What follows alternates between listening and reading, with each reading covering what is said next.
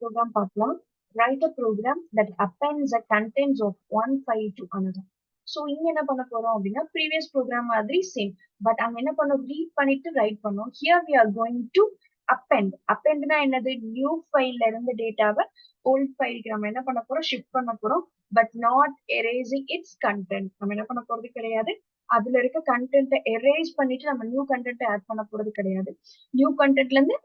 அதுல இருந்து எக்ஸ்ட்ரா தான் நம்ம என்ன பண்றோம் we are going to add அதுதான் இங்க கொடுத்திருக்காங்க பட் அங்க யூஸ் பண்ணும்போது நம்ம R and W யூஸ் பண்ணணும் பிகாஸ் read and write பண்ணணும் இங்க என்ன பண்ண போறோம் அப்படின்னா ரீட் பண்ணி நம்ம append பண்ண போறோம் so we have to use the access mode R and A so இப்ப நம்ம ப்ரோக்ராம்க்குள்ள போயிடலாம்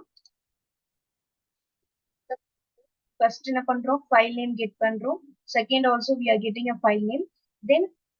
one file is opened in R mode and another one எதுல நம்ம append பண்ண போறோமோ அந்த ஃபைல் நம்ம எதுல ஓபன் பண்றோம் we are opening as a access mode here it's read பண்றோம் read பண்ணிட்டு then we are writing so why we have given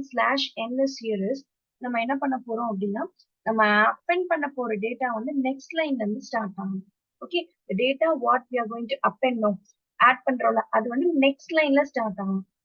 /n கொடுக்கல அப்படின்னா it will be continued என்ன பண்ணும் அது அங்கனக்குள்ளேயே கண்டினியூ ஆயிடும் ஸோ தட் ஒன்லி எனக்கு நம்ம என்ன கொடுத்துருக்கோம் ஸ்லாஷ் அதுக்கப்புறம் ஒரு message then we have close the file okay so இப்போ ப்ரோக்ராம் ரன் பண்ணி பார்க்கலாம் so I am going to take both files sample2 and sample3 so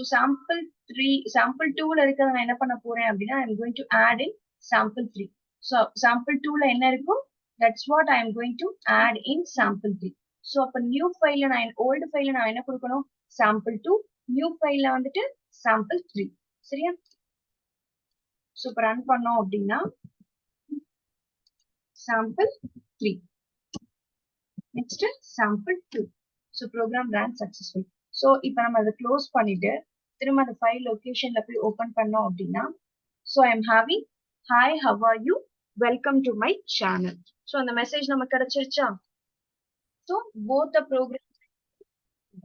அது ரெண்டுக்கு எந்த ஒரு டிஃபரன்ஸும் கிடையாது ஓகே தேங்க்யூ